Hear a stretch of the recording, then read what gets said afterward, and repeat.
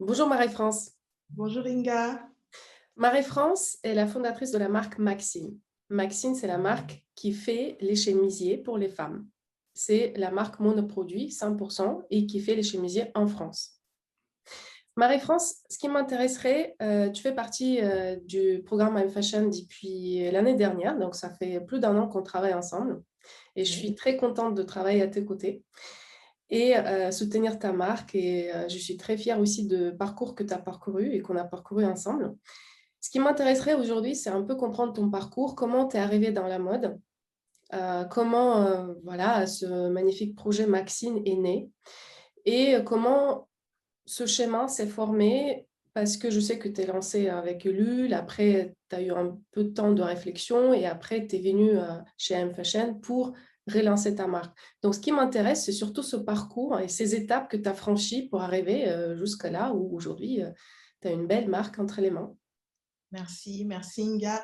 Bah, écoute, je te dirais que c'est un long processus effectivement, puisque moi je ne viens pas de l'univers de la mode. Donc c'est un projet que j'ai mûri très très très longtemps, d'abord en moi avant qu'il prenne concrètement forme. C'est resté de nombreuses années dans ma tête. Et puis finalement, je savais que j'allais faire une reconversion professionnelle assez, assez forte, puisque moi, je viens un peu du monde, on va dire, de juridique, de la finance, tout ça.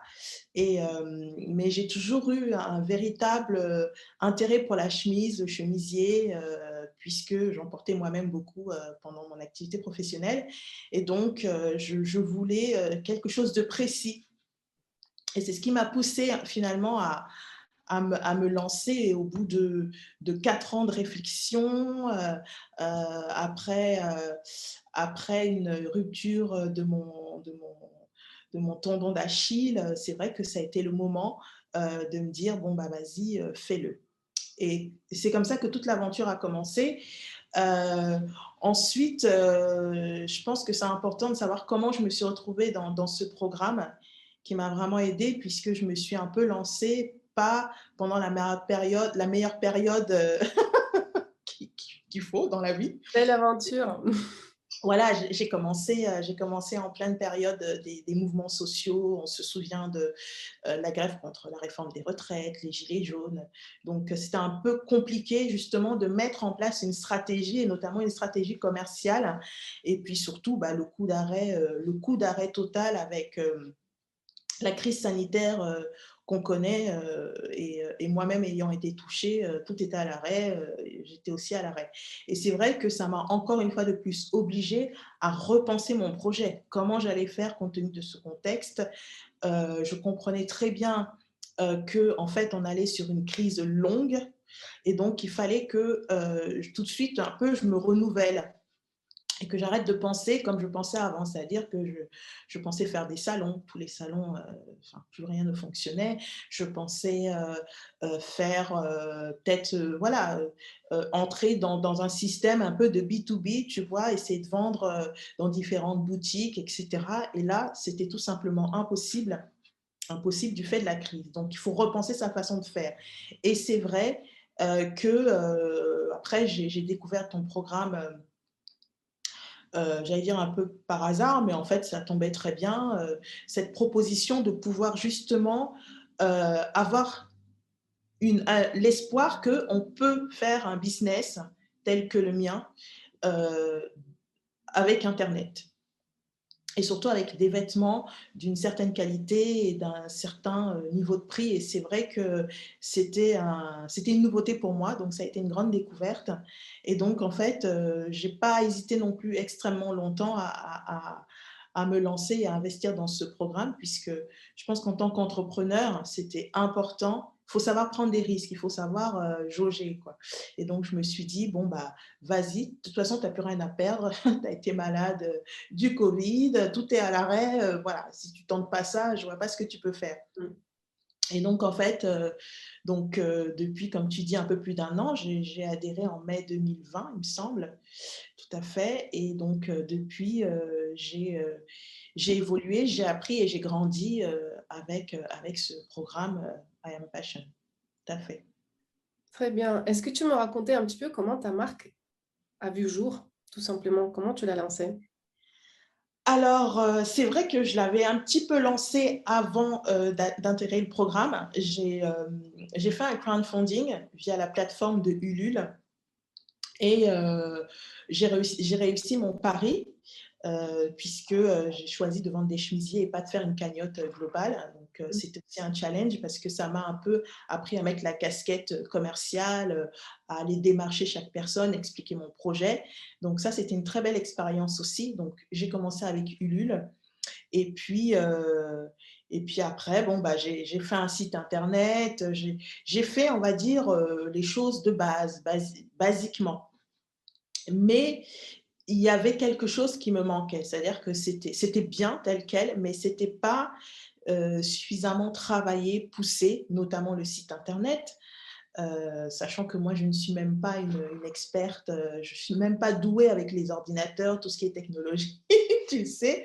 Mais, mais voilà, je savais qu'il me manquait quelque chose, je savais que je ne pouvais pas juste, créer un site internet, mais alors ensuite qu'est-ce qu'il fallait faire? Comment se faire connaître? Comment être visible? Mmh. Voilà, une très bonne idée, c'est une chose. Ensuite, savoir vendre, c'est autre chose.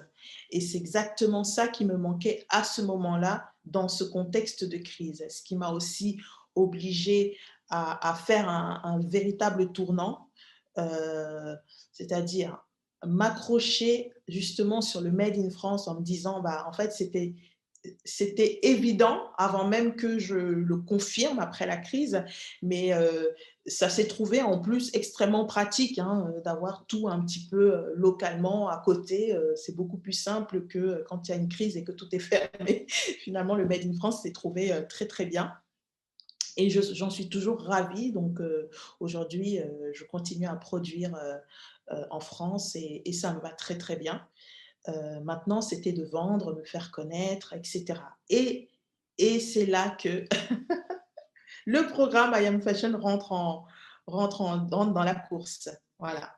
Et peux-tu me dire un petit peu ce qui s'est passé après ta première campagne de crowdfunding? Ouais, je l'ai réussi, donc je suis contente parce que c'est pas un défi facile. Et puis, disons qu'il ne se passe pas vraiment grand-chose. Euh, bon, j'ai fait des salons. Alors, ce que j'ai tout de suite compris en faisant des salons, c'est que euh,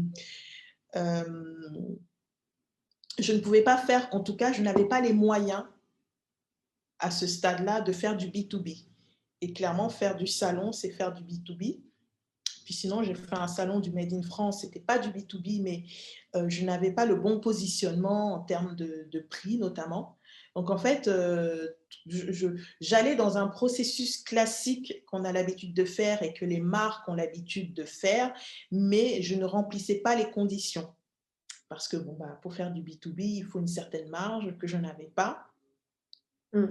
Et même le B2C, c'est-à-dire vendre directement aux clientes, je ne proposais pas le prix qui convenait de proposer. Donc, il se trouve que voilà, j'ai eu un moment où je stagnais, j'avais des produits, j'avais un message, j'avais un site internet, voilà. Et rien ne s'est passé?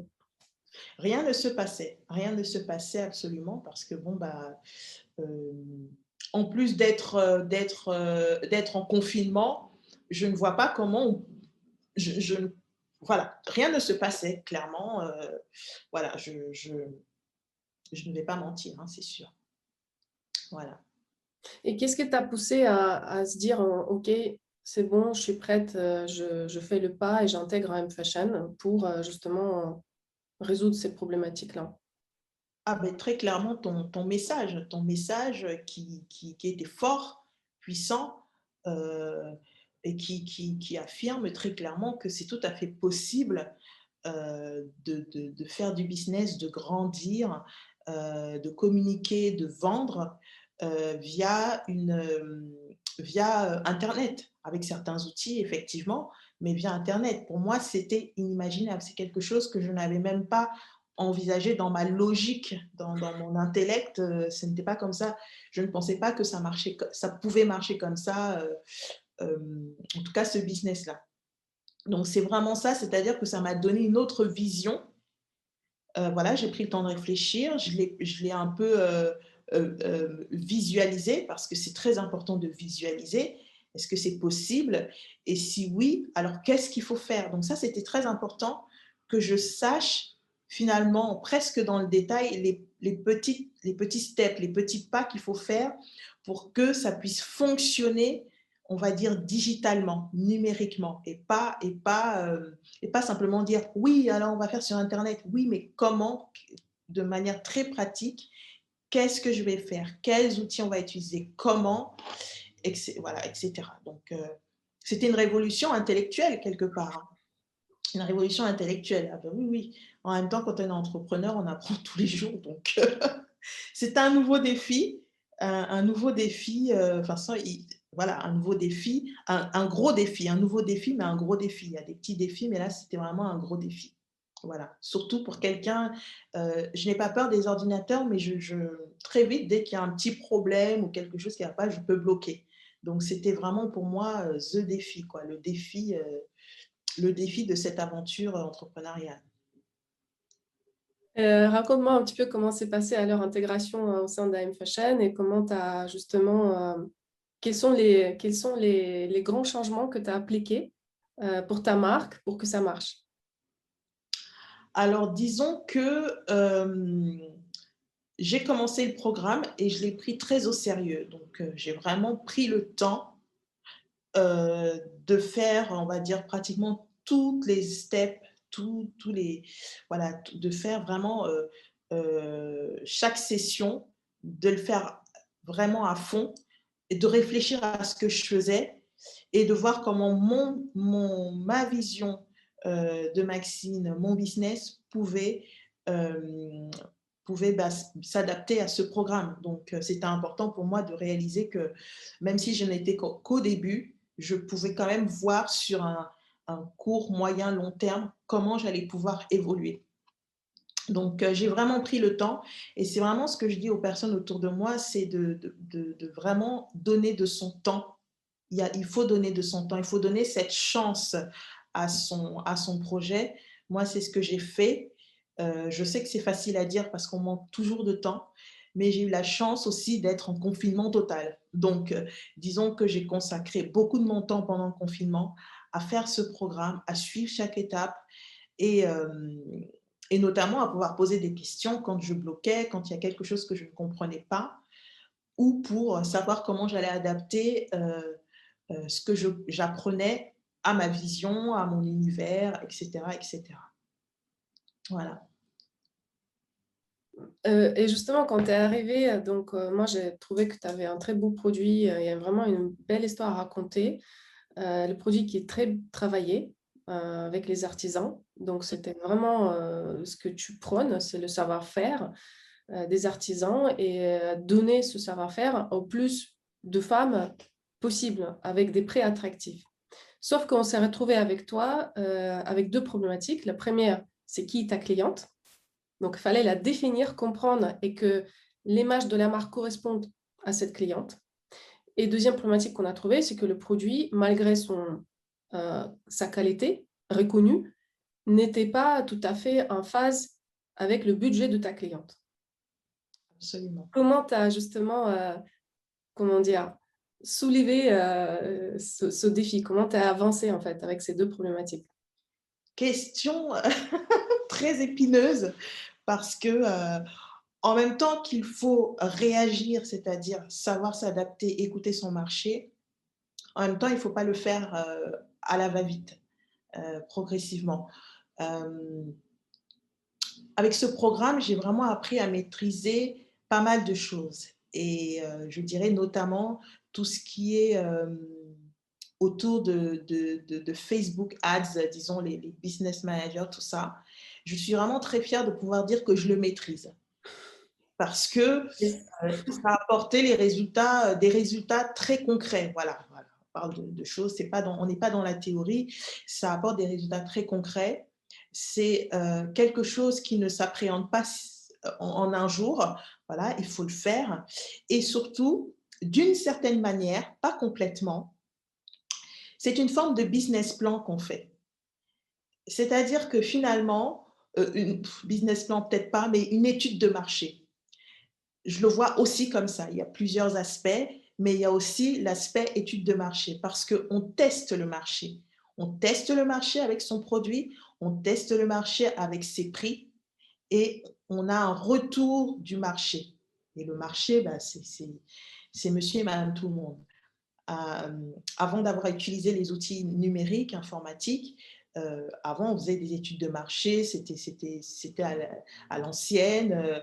À la limite, on pouvait payer quelqu'un pour faire cette étude de marché si on n'avait pas nous-mêmes le temps, mais c'était fait différemment. On prenait des informations comme ça, écrites, etc., et on faisait son étude de marché. Là, en fait, c'est une étude de marché directe. On va directement interroger la cliente. Donc, effectivement, j'avais un produit, j'ai des produits que je propose qui plaisent. Mon marché me le disait. Donc, en fait, je n'ai pas eu besoin de me dire, mais est-ce que c'est sûr que mon marché aime ou pas? Non, il me le disait. Ce qui est bien avec justement Internet, les réseaux sociaux, c'est que les gens s'expriment. Donc, ils se sont exprimés pendant un certain temps. Ils se sont exprimés sur le produit en disant qu'il était bien, etc. Ils étaient contents que je fasse du Made in France, etc. Ces personnes étaient vraiment très encourageantes. Et d'un autre côté, j'avais ce deuxième commentaire, pas joyeux, mais qui est important à entendre, que c'était beaucoup trop cher. Et voilà, et là, à ce moment-là, bah, il faut se poser des questions. Comment tu fais? Comment je fais pour satisfaire mon marché? Si je n'ai plus de problème au niveau du design, au niveau de l'offre que je propose, comment je fais pour que les deux se rencontrent, et le prix et le produit, pour que la cliente soit complètement satisfaite. Donc, c'est un travail, j'ai pris des décisions un peu difficiles parce que le Made in France, clairement, c'est pas donné, faut le reconnaître, même si tout le monde est d'accord que c'est pas donné, mais après, il faut vraiment trouver un juste milieu. Donc, comment proposer toujours cette qualité, le Made in France, en baissant les prix? Donc, j'ai revu toute ma chaîne de production. J'ai vraiment revu toute ma chaîne de production. Et, mais aussi, ça s'est fait avec l'aide à travers ce programme. Donc, c'est-à-dire que j'ai un véritable atout parce que je maîtrise les outils informatiques qui me permettaient de faire cette étude de marché. Et d'un autre côté, j'ai un conseil aussi en images, en stratégie qui était hyper important. Donc, c'est vrai qu'une fois que tu as l'outil et que tu as ce conseil de professionnel sur l'image, ok, c'est bon sur le produit, etc. Mais il faut retravailler le prix. C'est pas, ça ne sert à rien de s'acharner. Il faut comprendre ce qui ne va pas sur moi. En tout cas, dans mon cas, c'était qu'est-ce que je peux revoir sur ma chaîne de production. Donc, il fallait que je revoie mon prix de production. Donc ça, c'était revoir, renégocier les prix avec mes ateliers de confection, retravailler les quantités, retravailler dans les détails certaines choses. Peut-être, ça se joue sur beaucoup de petits détails comme ça, mais à la fin, on arrive quand même un petit peu à ressentir. Voilà. Et ça, c'était vraiment un travail aussi de longue haleine. Ça fait pas toujours plaisir, mais au début, sur la première production que j'avais produite beaucoup trop cher, j'ai dû faire un sacrifice. C'est-à-dire, une fois que j'avais trouvé le bon prix à ce moment-là, il fallait que j'accepte que cette petite production que j'avais faite, peut-être un peu trop chère, eh bien, je récupère ma mise, même si je baissais le prix et que du coup ma marge, elle diminuait considérablement, mais que je récupère ma mise, voire avec une marge très, très, très, très, très fine, mais que je réinvestisse ça dans une nouvelle chaîne de production qui puisse correspondre ensuite à une marge plus ou moins correcte et qui me permette ensuite de vendre sans perdre véritablement d'argent, quoi. Donc, ça a été un processus, oui, qui était bien finalement pour moi parce que ça m'a obligée à sortir de moi, à aller dire à l'atelier, bon, ben, on va devoir revoir certaines choses, je voudrais qu'on revoie certaines choses, il faut qu'on trouve le moyen que je puisse rentrer dans tel prix de production, etc., etc. Donc oui, ça c'était une belle expérience aussi, un beau défi. Voilà, Ouais, c'est vrai qu'avec toi, on a passé par les étapes. La première étape, c'était on accepte les prix comme ils sont, on fonce, on teste les Facebook Ads et on regarde ce qui se passe. exactement. Il n'y a rien qui s'est passé. Voilà, le marché me dit que Le ça marché a dit oui, vas-y, ça m'intéresse, mais j'attends. Parce exactement, qu'il y avait pas mal des inscrits, les gens ils inscrivaient dans ta mailing list et voulaient suivre ton aventure, mais il n'y avait pas vraiment d'acte d'achat. Donc on s'est dit, OK, qu'est-ce qu'on fait maintenant? Et on a pris une décision, comme tu dis, lourde, de revoir les prix. oui, Et je dois te dire, le fait que tu écoutes et que tu étais flexible sur cette décision, parce que ce n'est pas le cas de tout le monde, hein, de tous les créateurs. Il y a des créateurs qui s'accrochent à ce qu'ils ont, ils ne veulent pas vraiment revoir les choses. Toi, tu étais vraiment ouverte d'esprit et se dire, OK, si ça n'a pas marché pendant 6 mois, je réajuste et je fais en sorte que maintenant, j'écoute mon client, j'écoute mon marché et ça va marcher pour moi cette fois-ci. Et ça a marché. et Tu ça a t'es marché. retrouvé out of it. Exactement, ça a marché. J'ai trouvé ma cliente et mon prix se sont rencontrés enfin et, et ça a marché et j'en suis vraiment très heureuse. Mais je ne m'arrête pas là. Ça a marché, mais je pense qu'on peut. C'est difficile, hein, mais je pense que voilà, de toute façon, il faut continuellement s'améliorer, continuellement apporter quelque chose en plus, apprendre. Mais ça a marché effectivement. C'est vraiment quelque chose que j'ai appris, c'est se remettre en question tout le temps. C'est le client est roi. Le marché te dit quelque chose. Il faut que tu écoutes ce marché. Et c'est tout. Et j'ai même presque envie de dire que je suis contente que le seul point qui dérangeait, ce soit le prix. Parce que si le marché me disait, en plus, il y a ça qui ne va pas, c'est vrai que c'est déjà beaucoup à revoir. Donc déjà, j'avais une chose à revoir, donc j'ai concentré toute mon énergie là-dessus. Et aujourd'hui, même si c'était le cas avant, je peux vraiment dire que le prix, il est juste. Parce que on aura toujours quelqu'un, ça j'ai remarqué ça, qui dira toujours que c'est cher. Mais en fait, le prix est juste. Le prix est vraiment juste. On fait appel à des savoir-faire d'exception. Nous dessinons nous-mêmes nos imprimés. Je ne sais pas si on se rend compte de pouvoir offrir à la cliente pratiquement un chemisier unique. On dessine cet imprimé. Donc là, je travaille avec une graphiste textile. Voilà, elles sont ici en France, on travaille dans nos studios. Et ensuite, on envoie ce beau graphique, ces belles imprimés en Italie, les reproduit sur de la soie. Et ensuite, on fait un très, très beau chemisier d'une qualité exceptionnelle. Les finitions sont parfaites, hein. Là, pour le coup, on a toujours des déceptions, on a toujours des retours, mais bon, je pense que sur les imprimés, je n'ai pas eu, j'ai pas eu de retour, j'ai pas eu, au contraire, que des belles surprises. Et ça m'encourage beaucoup à continuer.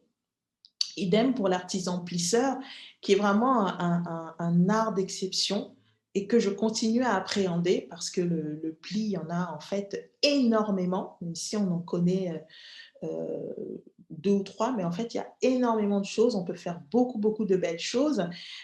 C'est un art que je pense qu'il faut démocratiser, qui se démocratise pas mal, hein, aussi. On le voit dans notamment les jupes plissées, très tendance en ce moment. Mais je pense qu'on peut le démocratiser encore plus sur d'autres vêtements. Et, et vraiment, je suis très à l'aise avec le fait que mon prix il est juste parce que quand vous faites appel à des savoir-faire d'exception, que vous proposez des matières premières d'exception, que vous produisez tout en France, vraiment, je pense que mon prix il est juste. Je ne, comment dire, je suis très à l'aise et je sais que ma cliente, elle, quelque part, je ne la vole pas, quoi. Et donc, je suis très fière de ça. Mais est-ce que justement aujourd'hui, tu connais ta cliente? Alors, oui, ça c'était l'autre question épineuse qui était un peu plus compliqué quand même parce que je pense que avec Internet, la digitalisation, c'était plus compliqué pour moi de la définir parce que finalement, le chemisier, c'est une pièce un peu iconique, hein. Elle est intemporelle, il est intemporel, il traverse les temps. Et donc, en fait, et c'était mon objectif, que quel que soit l'âge qu'on a, on pouvait pouvoir porter un chemisier. J'ai une cliente ravie qui m'en a déjà acheté deux et elle m'avait envoyé une photo pendant son anniversaire. Et elle me dit, voilà, j'ai mis votre chemisier, elle avait 71 ans. Mmh. Et à contrario, j'ai des clientes qui ont 25 ans. Mais je dirais que ma cliente, elle est trentenaire jusqu'à, bah, du coup, maintenant, je le sais, au moins jusqu'à 71 ans. Voilà. Il n'y a pas vraiment d'âge parce que finalement, ça dépend comment on le porte, ça dépend qu'est-ce qu'on veut en faire. Et vraiment, mes chemisiers, on peut les porter de manière, on va dire, plus cool et chic ou plus habillée. Et c'est vraiment à nous de savoir quelle allure je veux avoir aujourd'hui. Donc, mais ma cliente, c'est quand même quelqu'un qui aime bien tout ce qui est bien structuré, bien coupé, clair, que ça aille pas dans tous les sens, hein.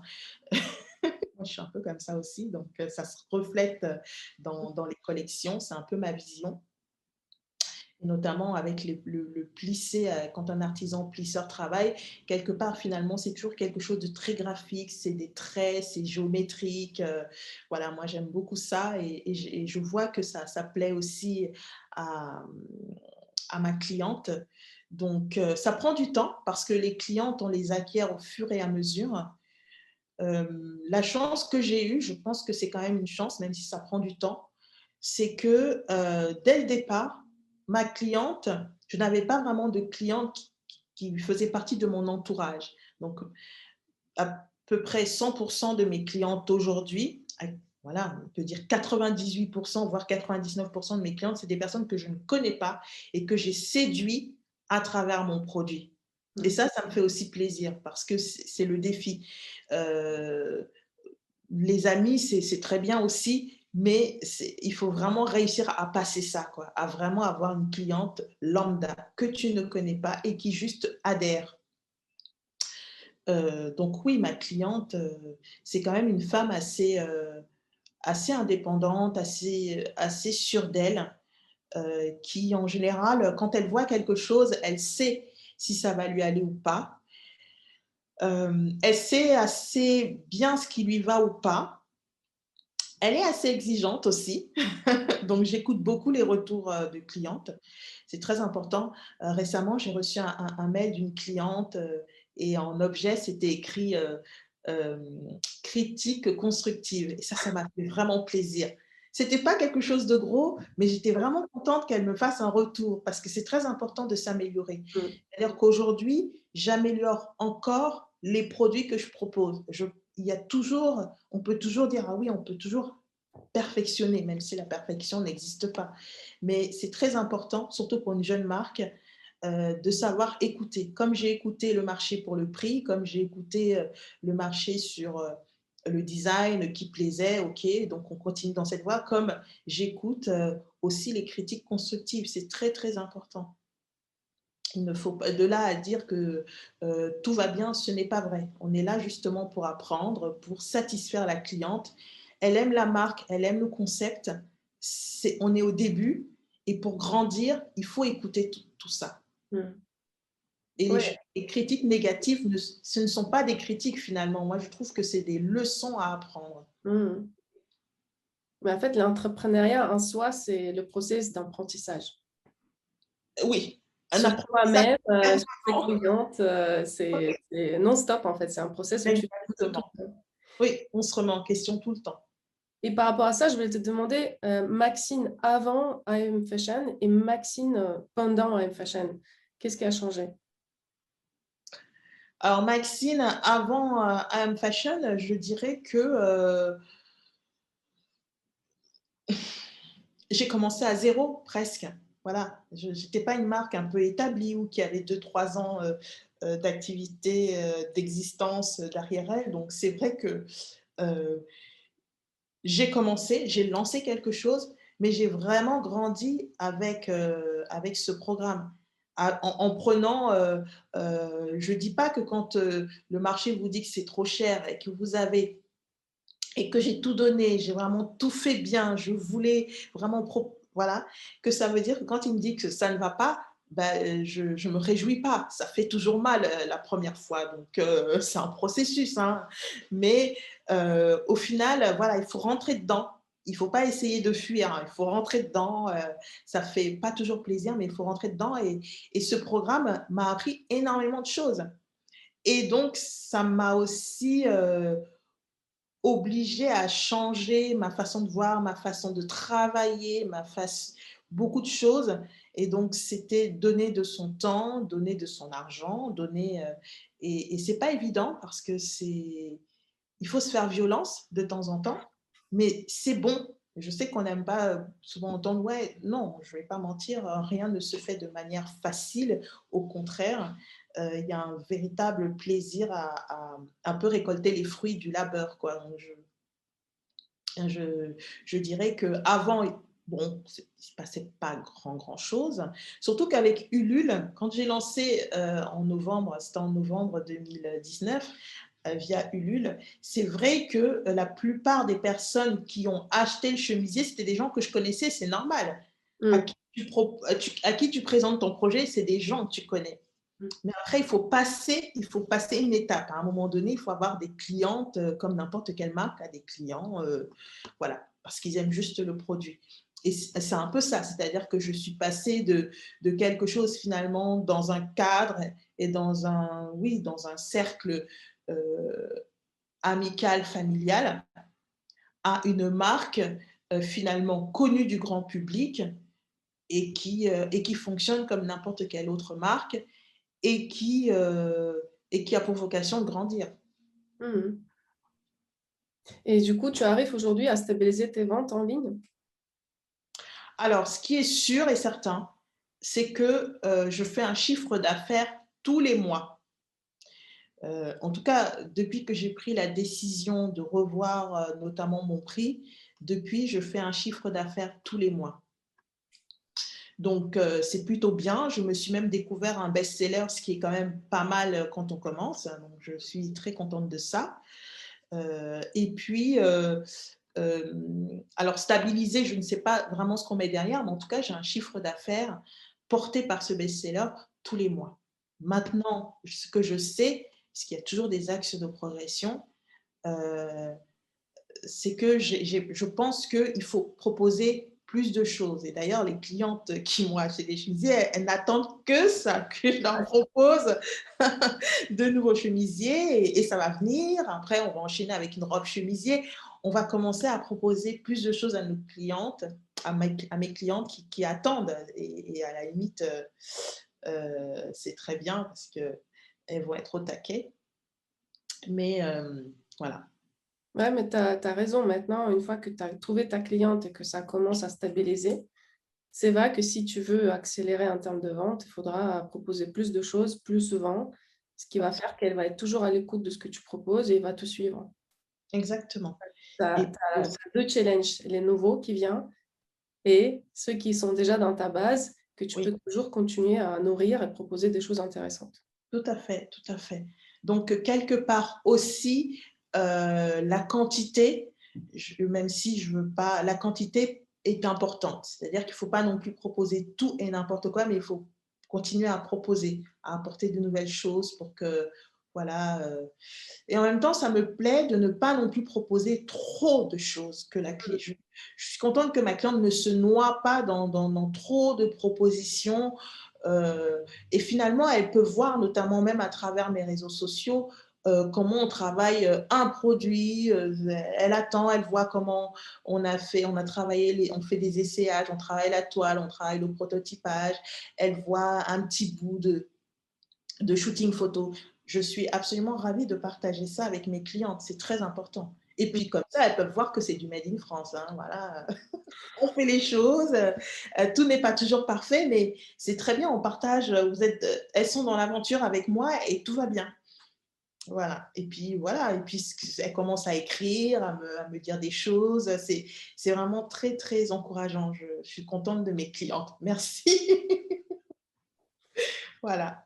Et si demain quelqu'un te pose une question, est-ce que ça vaut la peine de venir chez M Fashion? Qu'est-ce que tu dirais? Eh bien, je leur dirais oui. En tous les cas, si tu veux, comment dire, évoluer numériquement, digitalement ou sur internet. Si tu veux faire que de la boutique, pas de souci, fais de la boutique. Mais je pense qu'aujourd'hui, ce serait une erreur de négliger, cette part, de négliger internet, de négliger, le fait qu'on va vers ça.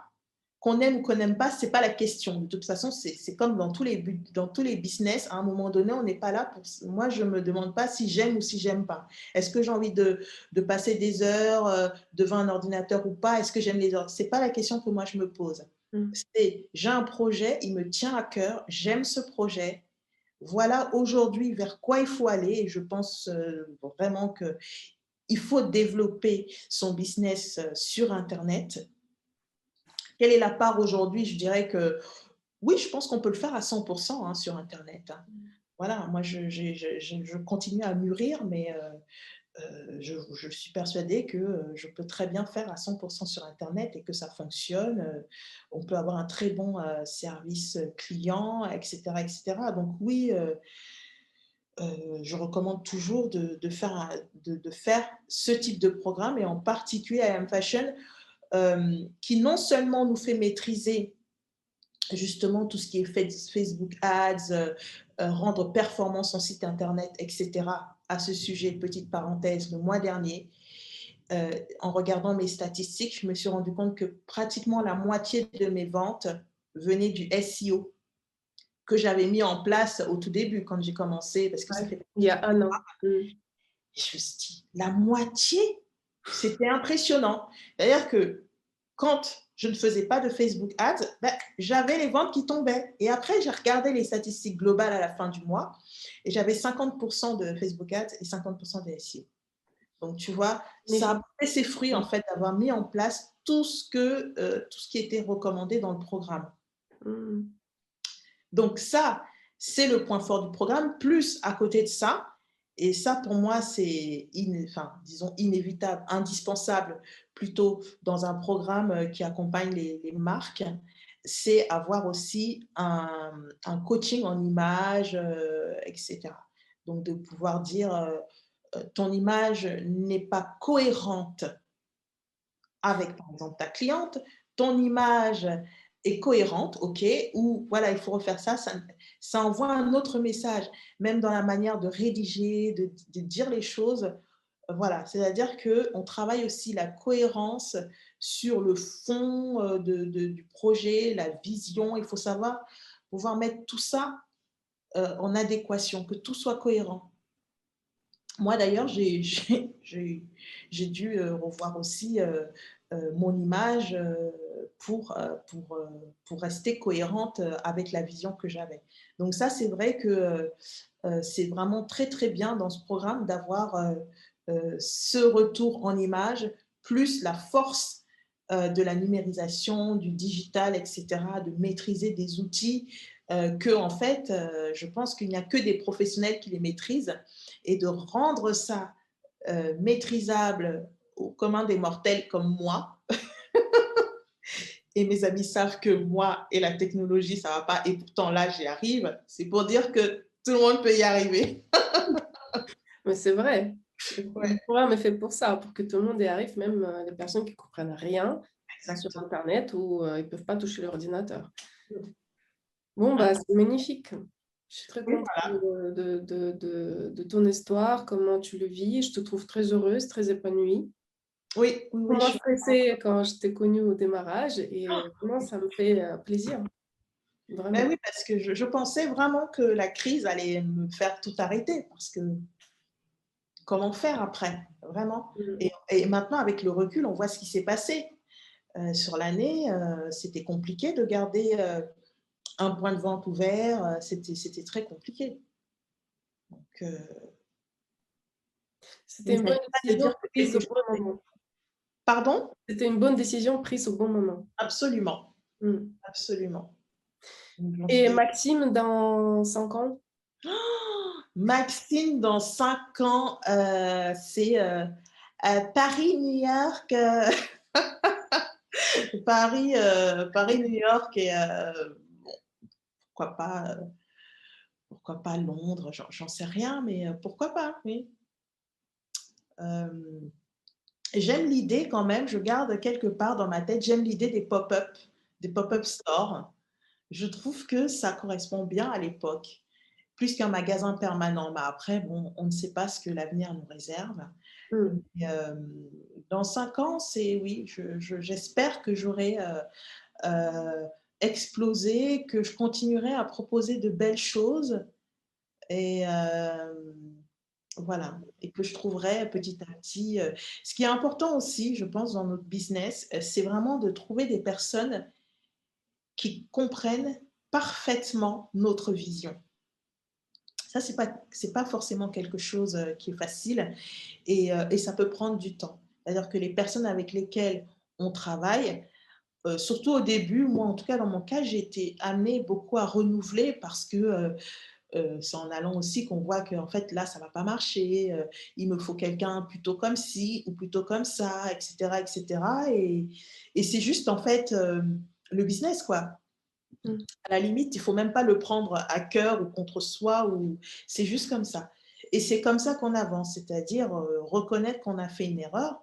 Heu, Moi, je pense que si, j'ai travaillé avec un professionnel et que ça n'a pas été, c'est que moi, j'ai mal jaugé, le ma vision avec la manière dont la personne, elle peut travailler ou elle travaille.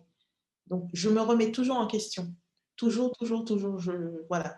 Ce n'est pas, moi je pense qu'il faut vraiment, heu, adopter cette attitude d'éviter de mettre la faute sur les autres. Mmh. Je dis pas que j'ai pas la Une force tentation, d'échec. j'ai la tentation, Mmh. mais attention, quand on le fait trop longtemps, sur une longue période, on va finir par couler. Alors que si on se dit: «Bah, j'ai peut-être, mal fait les choses», tout de suite derrière, c'est comment je peux faire pour améliorer? Or, si tu dis: «C'est l'autre qui va pas», bah, tu restes là, tu bouges plus. Mais si tu dis: «J'ai peut-être mal, évalué», là, tu te dis: «Bon, bah, qu'est-ce que je peux faire pour la prochaine fois?» Et ce n'est pas une question de personne, tout le monde a un talent, moi je pense, tout le monde a toujours quelque chose, on est tous un peu créatifs et cetera, plus ou moins. Mais c'est juste que, est-ce que ça correspond à ce que tu veux ou pas? Et où tu vas? Mmh. Bah, c'est ce qu'on dit dans le programme, le première vidéo, il explique très bien, hein. L'uniforme d'échec, c'est la première chose qu'il faut enlever pour avancer. Parce que si tu mets la faute sur l'autre, c'est comme si tu lui donnes le pouvoir en disant: «C'est à toi d'améliorer ma vie», mais c'est complètement faux. Là, comme tu dis, tu avances plus parce que tu peux pas dépendre des autres pour réussir et pour avancer. C'est que toi. C'est que C'est toi qui crée ton avenir, en fait. exactement. Tu ne pourras blâmer personne, Mmh. personne. Si ça ne marche pas, tu peux blâmer personne. Si ça marche, tant mieux, tu es content et voilà. Tu es Exactement. fier de toi. Voilà. Papa. Après avoir laissé un bon job, un bon salaire, c'est C'est sûr ça, que tu te après avoir laissé ton dans confort, tu arrives avec un projet, qui a beaucoup de sens et beaucoup de courage aussi et tu arrives à prendre des bonnes décisions qui t'amènent encore plus loin. C'est ça ce qui est intéressant. c'est ça, Tu bonne restes pas sur les décision, acquis. c'est Tu restes ça. pas sur les acquis, tu restes pas sur les idées perçues et les idées perçues, c'est quoi? Il faut faire campagne Ulule, il faut faire les pop-up, il faut faire les salons. Toi, tu as le courage de dire: «J'écoute personne, j'avance dans ce que mon cœur me dit» et quand ton cœur, il te dit, forcément, c'est une intuition, c'est quelque chose qui nous guide à l'intérieur de nous. Après, il faut juste savoir écouter soi-même et le destin, je sais pas, l'univers, il va amener des bonnes personnes sur ton chemin pour t'aider à suivre ton destin et toi, tu as cette capacité d'écouter C'est ce exactement qui ça, t'entoure et prendre décision en fonction, pas prendre décision en fonction de ce qu'on t'a dit. exactement et exactement. C'est même, je dirais que j'ai appris énormément là-dessus parce qu'il faut trouver le bon équilibre entre, être très pragmatique, très terre à terre, un chiffre, c'est un chiffre, hein, si 100 de gens te disent quelque chose, c'est que voilà, il y a pas à chercher, à et puis en même temps, il y a cette intuition, mais Et je le dis, je l'avoue, hein, combien de fois je me suis trompée, alors que si j'avais écouté mon intuition, C'est bon. ça aurait été bien. Donc en fait, il faut quand même écouter cette intuition, mais pas avec un ego surdimensionné. Mm. C'est-à-dire que là, tu peux être même face, moi je le dis à des amis, tu peux être face à quelque chose de très bienveillant, mais pourtant ce n'est pas forcément ce que tu dois faire. C'est pas toujours quelqu'un ou quelque chose se passe comme ça et c'est mal et ton intuition te dit non. Ça peut être aussi très bien un très bon commentaire, une aide bienveillante, mais ce n'est pas là que tu dois aller. Mm. Et souvent, il y a l'intuition qui vient et qui te dit c'est pas là. Et puis quand tu forces, et ben, tu te dis bah, j'aurais dû écouter mon intuition. Voilà. Ouais, tu as raison, c'est ça ta force en fait. Ce qui fait qu'aujourd'hui, tu as réussi et tu vas encore réussir, tu vas encore aller plus loin. Voilà, on va continuer. On va continuer. Bah, merci beaucoup Marie-France pour ce témoignage magnifique. J'ai passé un bon moment en ta compagnie Je t'en prie. et vraiment, j'espère avoir d'autres succès de Maxine très très vite. Oui, Dieu le on grand. peut refaire un point dans 1 an, 2 ans pour voir Ouais, Maxime, on c'est est ça. où? C'est ça ce qui est intéressant, je trouve, dans le programme, c'est qu'on ne reste pas sur des acquis, on continue à évoluer ensemble et nous, on apprend avec vous, vous apprenez avec nous et c'est l'apprentissage mutuel qui fait qu'on progresse tous et Absolument. on n'est pas censé de s'arrêter.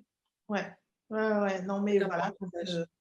de mon côté, vraiment, je te remercie aussi, vraiment d'avoir créé ce programme finalement très spécifique, un programme niche en fait, hein, comme tu nous en parles dans le programme et c'est hyper important parce qu'effectivement, moi, je vois passer beaucoup de programmes, mais il y a pas un programme qui s'adresse à quelqu'un qui lance une marque de mode.